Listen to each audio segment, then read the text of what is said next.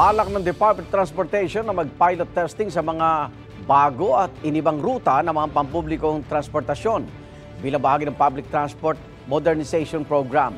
Mahigit isang taon na mula nang i-anunsyo ang mga ruta sa ilalim ng programa, pero nasa 31% pa lang daw ang route rationalization plan ng mga lokal na pamahalaan ang naaaprubahan. Hamon daw rito ang pagtutugma ng mga intercity at interregional na ruta sa mga LGU.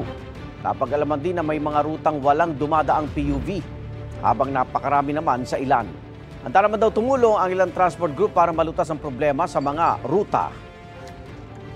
We have to reallocate and approve some of the routes at saka yung mga sasakyan dun sa mga lugar na talagang walang bumabaybay na sasakyan.